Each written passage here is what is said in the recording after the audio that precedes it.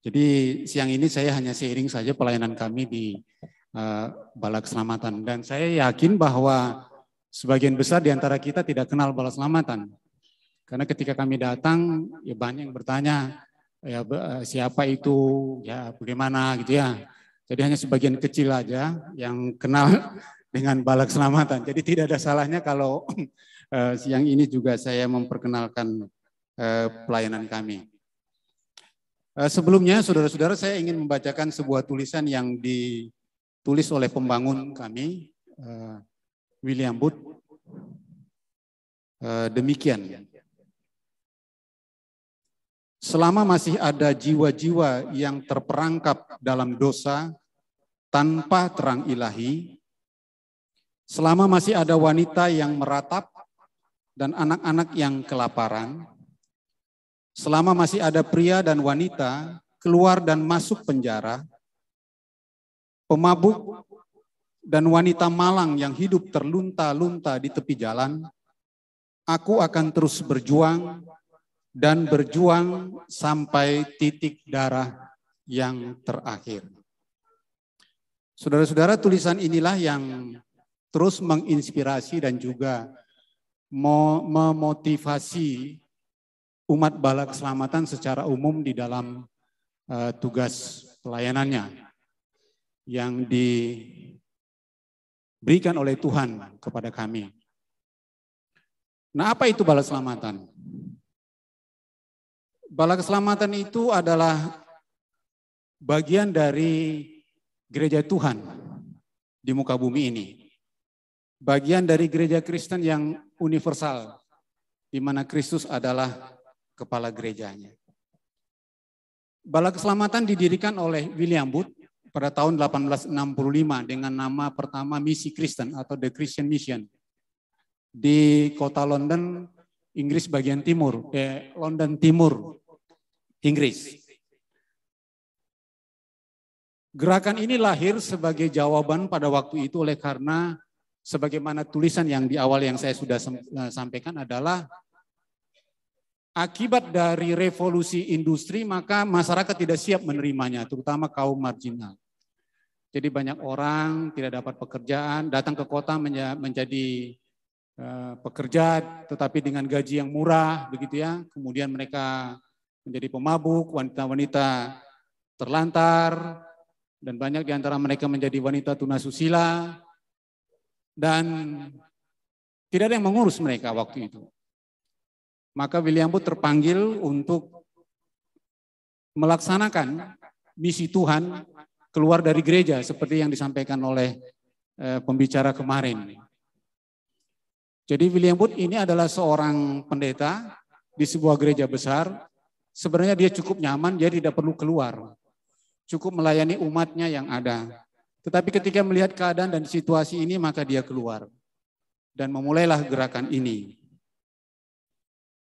Dan pada tahun 1878, gerakan ini kemudian berganti nama menjadi The Salvation Army atau Bala Keselamatan hingga sekarang ini. Sistemnya menggunakan sistem militer Inggris, ya. Jadi tidak full seperti militer, tetapi sistemnya diambil dari militer. Itu sebabnya Bala Keselamatan mungkin sangat unik dibandingkan gereja-gereja lain. Kami menggunakan kepangkatan-kepangkatan seperti ini. Ya, kalau anggota atau umat itu disebut sebagai prajurit. Dan pelayan-pelayan gereja kita sebut sersan. Tetapi hamba-hamba Tuhannya atau pendetanya itu berpangkat perwira, mulai dari letnan, kapten, mayor, letnan kolonel, komisioner. Dan pangkat yang tertinggi itu adalah jenderal. Itu hanya satu yang aktif, jenderal yang berkedudukan di London. Jadi beliau memimpin Bala Keselamatan sedunia. Bala Keselamatan saat ini saudara-saudaraku melayani di 132 negara. Jadi pelayanan yang cukup luas dan dibagi menjadi 5 zona. Dan Indonesia masuk di dalam zona Pasifik Selatan dan Asia Timur. Ya, saudara-saudara, Bala Keselamatan di Indonesia itu lahir atau mulai melayani pada tahun 1894. Tepatnya tanggal 24 September 1894 dimulai oleh 2 orang opsir dari atau pendeta Bala Keselamatan. Pendeta itu kami sebut sebagai opsir ya. Panggilannya sehari-hari. Dimulai pada tahun 1894 oleh 2 orang perintis dari negeri Belanda, yaitu Jacob Brouwer dan Insight van Emmerik. Oleh pemerintah Hindia Belanda pada waktu itu mereka diminta untuk memulai pelayanan di sebuah desa kecil di desa Sapuran namanya di kota Purworejo, Jawa Tengah. Tetapi oleh karena kemudian terjadi pandemi di kota Semarang, maka pelayanan di desa Sapuran ini dipindahkan ke Semarang. Di Semarang itulah dimulainya pelayanan di bidang kesehatan dan sekaligus di bidang sosial oleh Bala Keselamatan. Itu kira-kira terjadi pada tahun 1900. Tepatnya saya yang kurang ingat, tapi kira-kira demikian saudara-saudaraku. Jadi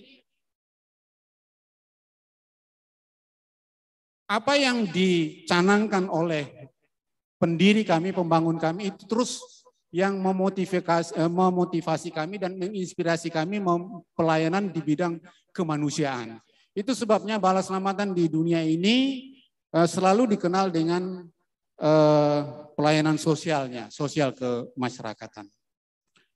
Adapun visi kami atau pernyataan misi kami adalah sebagai berikut, saudara-saudara.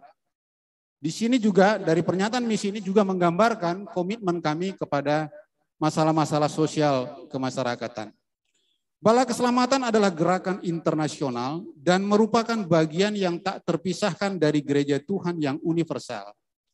Berita yang disampaikan berdasarkan Alkitab, pelayanannya dimotivasi oleh kasih Allah, tugas panggilannya adalah mengabarkan Injil Yesus Kristus dan menolong sesama dalam kebutuhan tanpa diskriminasi.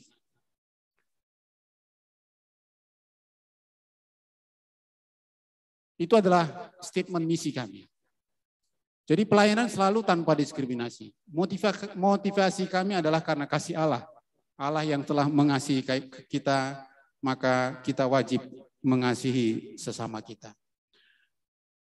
Sebagai moto dari pelayanan ini adalah heart to God, hand to man.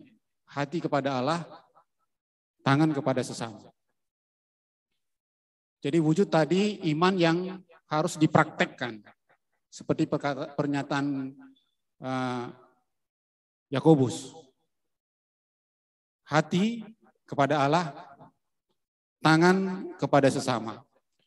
Dari moto ini kemudian muncullah gerakan yang disebut dengan gerakan 3S di dalam Bala Keselamatan. 3S ini dari bahasa Inggris yaitu soup, soap, dan soul. Soup, soap, dan soul. Bahasa diterjemahkan menjadi soup, sabun ya,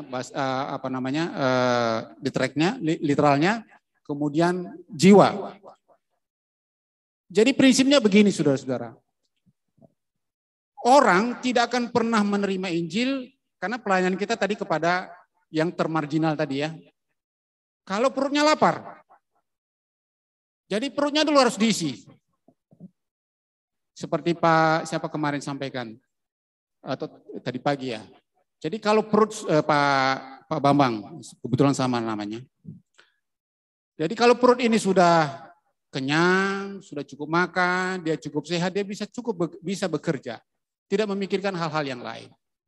Tapi tidak cukup sama perut saudaraku, tapi juga harus dipelihara kesehatannya. Itu dari kata soap, sabun. Barulah orang yang demikian bisa diinjili dengan baik. Jadi saudara-saudara, kemanapun biasanya Bala Keselamatan melayani, pelayanan itu selalu dimulai dari pelayanan atau kegiatan sosial terlebih dahulu. Menyentuh kepada kebutuhan dasar dari manusia itu sendiri.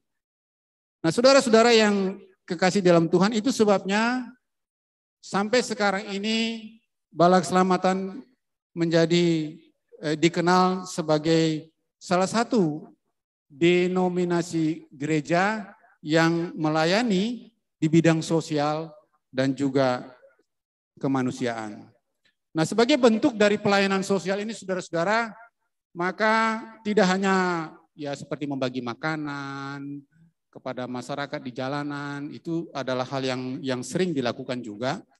Tapi kadang-kadang kalau sekarang ini kalau melakukan seperti itu banyak banyak tantangannya, bukannya banyak orang curiganya gitu ya. Kasih makanan ini ngapain gitu ya. Ya memang sih ujung-ujungnya sih kita ingin mengabarkan Injil, tapi kan tidak selalu seperti itu. Jadi banyak program yang kami lakukan di samping seperti itu. Nah, pelayanan yang masih tetap dilakukan dalam kelembagaan yaitu mendirikan yayasan atau panti-panti asuhan. Di Indonesia kami punya 15 panti asuhan yang tersebar di berbagai kota di Indonesia ini. Sayangnya kami di Jayapura ini hanya kecil saja. Ada sahabat saya Pak Yotam tidak ada di sini. Tadi saya lihat ya ada di atas sana. Dialah penanggung jawab pelayanan di sini. Kami juga sudah mendorong beliau untuk bergerak di bidang ini. Pak Lipius juga sudah sampaikan kalau Balak Selamatan mau, kami siap dan kami sudah memikirkan hal itu. Mudah-mudahan bisa dilakukan pelayanan itu. Jadi sementara ini kami ada melayani 15 panti asuhan di Indonesia ini yang terus beroperasi sampai sekarang. Ya, sejak India Belanda dulu sampai dengan sekarang ini panti ini masih terus melayani. Walaupun kebijakan pemerintah sekarang ini menghendaki supaya orang-orang itu atau anak-anak kita yang terlantar itu dikembalikan kepada keluarganya. Apalagi dengan Undang-Undang Perlindungan Anak yang sekarang sangat ketat, ini juga menjadi tantangan tersendiri bagi pengasuh-pengasuh kami di lembaga-lembaga sosial kami. Karena apa? Kalau dulu misalnya ya kalau hanya sekedar jewer telinga anak-anak itu hal yang biasa kan. Kadang-kadang kalau saking geramnya kita beberapa nakalnya itu anak-anak kita jewer telinganya itu hal yang biasa. Kalau sekarang mereka bisa mengadu. Ya gara-gara hanya pegang telinga belum tentu juga menjewer gitu ya. Jadi itu tantangan, itu sebabnya Ibu Haryati seringkali dipanggil oleh Balak Selamatan untuk memberi bimbingan kepada pengasuh-pengasuh kami agar jangan sampai kepada menimbulkan hal-hal yang tidak kita inginkan di dalam pelayanan ini. Di samping itu saudara-saudara, kita juga tetap memiliki pelayanan apa yang disebut dengan emergency service. Pelayanan tanggap darurat terhadap bencana-bencana yang kita ketahui bahwa negara kita ini adalah lumbungnya bencana. Ya. Saya di Palu, waktu saya mendapat tugas sebagai gembala di gereja kita, pas sedang ada acara begini, terjadi gempa besar, yaitu tanggal bulan September ya, 28 September tahun 2018. Ya. Jadi saya termasuk salah satu alumni gempa Palu, karena saya sempat pingsan di depan gereja, karena pintu gereja tidak bisa saya buka. Peserta yang hadir mungkin sudah tidak sabar mendorong saya dan terlemparlah di teras gereja. Kebetulan gereja kami ruangan gereja ada di lantai 2, jadi saya terlempar dan pingsan. Menurut mereka saya pingsan, tapi saya kok masih mendengar orang berteriak-teriak ketakutan turun dari gereja. Gitu ya. Dan syukurlah saya selamat sehingga bisa ada di sini. Dan waktu itu memang sedang hangat-hangatnya ada pejabat negara kita yang mengatakan dia benjol besar di kepalanya. Benjolnya yang di karang-karang itu, tapi saya memang benar-benar benjol besar begini. Saking besarnya itu karena benturan yang keras. Ya, ada beberapa jemaat kami waktu itu yang juga terkena tsunami dan tidak ketemu sampai sekarang. Ya. Dan syukurlah ada banyak saudara-saudara yang membantu kami. Ya, walaupun kami dalam situasi sulit begitu, kami juga bisa bergerak melayani sesama dan merangkul beberapa saudara-saudara kita yang datang dan bekerja bersama-sama. Salah satu diantaranya tadi dari Indonesia Cerdas. Waktu itu membantu kami. Ya haleluya Pak. Kenal dengan Ibu Santi barangkali Bapak ya. Nah itu istri saya Pak. Ya, jadi istri saya paling gesit ya. Karena kebetulan dia tidak ada di situ, tidak ada di Palu pada waktu terjadi gempa, dia ada di Makassar. Jadi dia selamat. Jadi dia bisa mengkoordinir keadaan. Sementara saya masih traumanya besar karena goyang sedikit saja, rasanya setahun baru hilang itu trauma itu ya. Dari gereja GKI, dari berbagai macam lembaga datang, lembaga Alkitab, hampir membantu kami dan bekerja bersama-sama dengan kami untuk tanggap bencana ini. Nah saudara-saudara, sebenarnya tanggap bencana yang terbesar yang pernah kami lakukan yaitu ketika terjadi gempa atau tsunami Aceh. Kami bekerja sama dengan Lions Club Hong Kong. Ya. Waktu itu kalau tidak salah kami membangun sekitar 2.500 rumah untuk saudara-saudara kita di Aceh. Itu salah satu pelayanan tanggap bencana terbesar yang pernah kami lakukan. Dan kemudian yang kedua pada waktu terjadi gempa di Palu. Dan kebetulan gempa di Palu itu 80% yang menjadi korban adalah umat bala selamatan. Karena Palu, Kabupaten Donggala, dan wilayah Sigi, Kabupaten Sigi itu 75% orang Kristen yang di situ adalah umat bala selamatan. Jadi memang ya puji Tuhan juga. Jadi ketika kita menolong orang banyak juga menolong kita. Jadi saudara-saudara, dan banyak lagi kegiatan-kegiatan sosial kemanusiaan yang kami lakukan. Di samping tadi panti asuhan, kami ada punya satu lembaga sosial yang cukup unik sebenarnya di tanah air ini, yaitu perumahan ibu dan anak. Jadi perumahan ini dikhususkan bagi ibu-ibu yang kena tabrak lari. Ya, jadi entahkah keluarganya tidak menerima mereka, karena itu masih muda-muda. Kadang-kadang masih SMP kelas 3. Ada juga yang sudah mahasiswa memang begitu ya. Itu letaknya di Surabaya. Kalau Bapak Ibu ingin datang di belakang Tunjungan Plaza. Di situ namanya Perumahan Ibu dan Anak Matahari Terbit. Ya. Nah, di situ banyak ibu-ibu tadi yang tidak dikehendaki, kemudian dirawat oleh bala selamatan sampai mereka melahirkan. Kalau orang keluarganya mau menerima bayinya, silakan dibawa pulang. Tapi kalau tidak, itu menjadi tanggung jawab bala selamatan sampai dia bisa bekerja. Ya, jadi benar-benar anak bala keselamatan. Jadi kalau Bapak Ibu mau mengadopsi anak, nggak usah cari jauh-jauh. Hubungi aja kami, nanti kami bawa ke sana, silakan. Ya, tapi bukan seperti memilih barang ya. Kasihan itu anak-anak ya. Kasihan anak-anak, kok saya tidak diambil, kok ke yang sana diambil. Ya. Ada banyak sekali anak-anak. Jadi kalau mereka tidak diambil oleh keluarga, tidak ada yang mengadopsi, maka itu menjadi tanggung jawab bala selamatan. Dan banyak anak-anak itu yang ya namanya anak-anak tertolak, baik dari sejak kandungan sampai dia lahir dan besar, memang harus mendapat perhatian yang sangat khusus untuk mereka. Dan ini juga perlu bimbingan pengasuh-pengasuh itu. Tadi makanya saya sampaikan Ibu Haryati dan saudara-saudara yang lain banyak kali membantu kami untuk mendidik pengasuh-pengasuh kami bagaimana supaya mereka bisa mengasuh anak-anak yang terbuang ini. Yang tidak dikehendaki, kehadirannya pun tidak dikehendaki, apalagi kehidupannya. Bahkan negara pun kadang-kadang melupakan mereka. Untuk mengurus akte lahirnya pun masih ditanya siapa orang tuanya. Loh mereka orang tidak punya orang tua. Kalau dibilang bala selamatan, ini bala selamatan apa? Kan lembaga, bukan orang tua kandung. Ya orang tua kandungnya tidak mengakui mereka sebagai anak. Nah saudara-saudara ada banyak di antara mereka itu seperti itu kasusnya. Jadi memang ya tantangan juga melihat keadaan yang seperti itu. Itulah beberapa mengenai pelayanan kami di bidang kesehatan. Nah, pelayanan di bidang sosial, saudara-saudaraku. Nah, pelayanan kesehatan ini, ya syukur puji Tuhan sampai dengan sekarang ini, walaupun dalam situasi yang berat, situasi keadaan yang berat, pelayanan di bidang kesehatan juga tetap berjalan. Ini merupakan sebenarnya sekali lagi kemarin ada yang bertanya apakah rumah sakit yang dikelola oleh Bala Selamatan itu berdiri sendiri atau bagaimana. Sebenarnya ini semua adalah ladang misi. Jadi rumah sakit itu sebenarnya ladang misi kita untuk menjangkau jiwa-jiwa. Ya.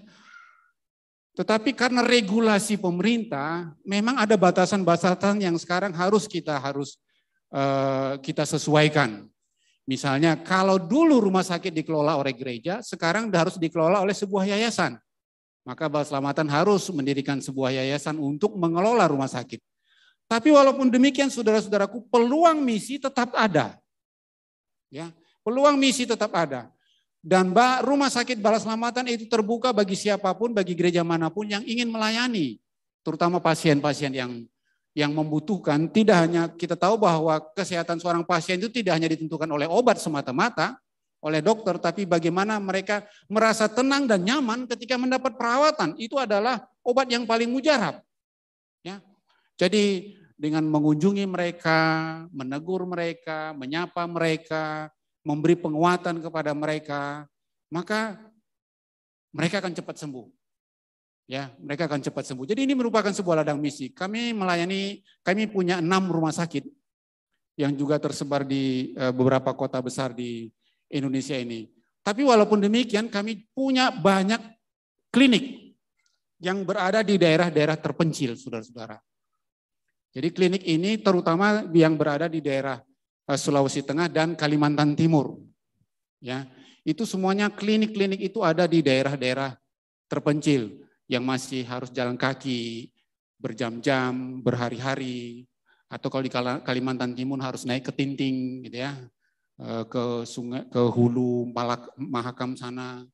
Jadi masih ya klinik-klinik ini masih juga tetap melayani sampai sekarang. Dokter-dokter barangkali tidak mau ke sana ya. Tenaga yang ada dimanfaatkan. Kata orang tidak ada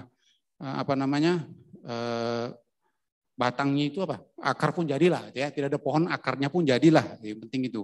Yang penting kesehatan masyarakat tetap terlayani di daerah-daerah terpencil itu. Di samping klinik ada juga pusat-pusat kesehatan masyarakat yang biasanya dilakukan secara waktu-waktu yang tertentu, saudara-saudara. Nah, di samping tadi, semua itu tadi yang saya sebutkan tadi, panti merupakan juga ladang misi, rumah sakit juga merupakan ladang misi, sekolah atau pendidikan juga merupakan ladang misi kita yang paling besar. Oke, 5 menit Pak. Ya, jadi ini merupakan juga ladang misi kita. Kami punya sekolah, saudara-saudara, seperti teman dari Indonesia Cerdas yang membantu kami. Itu semua sekolah, hanya 1-2 sekolah yang ada di kota besar, semuanya ada di daerah pegunungan. Seperti yang disampaikan tadi oleh saudara Pak Pendeta mana dari GBI Batam tadi. Ya, Pak Irwan. Oh iya, sekali lagi Pak Irwan. Saya selalu lupa Pak. Jadi saudara-saudara, kesulitan kami di sana adalah begini, saudara. Dulu sebelum lahirnya apa yang disebut dengan impres begitu ya. Itu sekolah-sekolah termasuk sekolah-sekolah yang eksis, bahkan banyak pejabat-pejabat di Sulawesi Tengah dulu lahir dari sekolah-sekolah ini. Tetapi sejak adanya impres, maka sekolah itu menjadi turun karena bantuan sudah tidak pernah masuk lagi dari pemerintah. Ya, pemerintah sudah fokus kepada sekolah. Sayangnya saudaraku, sekolah-sekolah negeri yang dikelola oleh pemerintah ini, gurunya tidak ada yang mau naik ke atas. 1 bulan 1 kali syukur dia naik ke atas. Itu pun hanya mau tanda tangan doang. Supaya pada waktu turun dia dapat gajinya turun. Yang celakanya lagi saudara, gaji yang mereka terima dari negara, mereka menggaji orang lain untuk mengajar. Orang yang disuruh itu bukan orang yang berkompeten untuk mengajar. Ini tantangan yang terjadi di sekolah-sekolah kita di sana. Apakah ini pembodohan langsung atau tidak langsung, saya juga tidak tahu lah ya. Mau bilang apa, inilah keadaan, ini fakta yang kami alami di sekarang ini di tempat pelayanan kami. Jadi saudara-saudara, bagaimana mengatasi persoalan ini? kita hanya serahkan kepada Tuhan. Syukur sampai sekarang walaupun dalam situasi yang sulit ini, mungkin kami hanya punya dalam satu sekolah satu guru. Jadi kalau Indonesia Cerdas bisa kirimkan kembali gurunya ke sana itu sangat membantu. Walaupun memang sasaran mereka tadinya adalah ke sini, ke Papua. Pada waktu gempa terjadi, Pak siapa namanya itu, saya lupa, dia tanya, bukan satu lagi Pak, yang dari Jakarta. Dia bertanya apakah perlu guru nggak di sini? Kalau gurunya Bapak belum dikirim ke Papua, kirim dulu kemari, bantu kami di sini. Ya, jadi kami bersyukur bisa bekerja sama dengan baik. Jadi demikian saudara-saudara, pengalaman-pengalaman walaupun tidak sempurna yang saya sampaikan, barangkali saudara sudah mendapat gambaran tentang pelayanan yang kami lakukan di Bala Selamatan. Pak Lipius, teman saya ini Pak Mauli Pohan ingin menyampaikan sesuatu, saya kira Pak Lipius bisa datang ke depan Pak. Ada titipan dari pemimpin kami supaya kami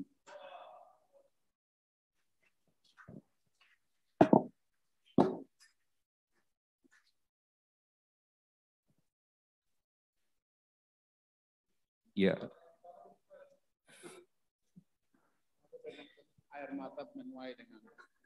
Terima kasih banyak kesempatan yang diberikan atas nama pimpinan Gereja Bala Keselamatan Indonesia, Komisioner Yusuf Tampai, Sarjana Teologi, mengucapkan banyak terima kasih dan berikan apresiasi yang tertinggi kepada Bapak dan tim. Ibu tentunya juga sudah mendukung dengan baik, sehingga kita ada di gedung yang luar biasa ini. Tidak ada yang bisa disampaikan oleh beliau hanya menyampaikan apresiasi ini dan juga sertifikat khusus atau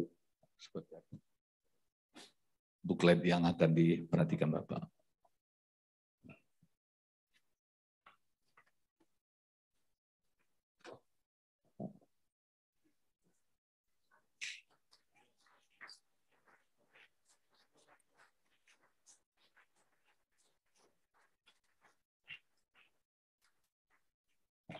Tapi rahasia, jadi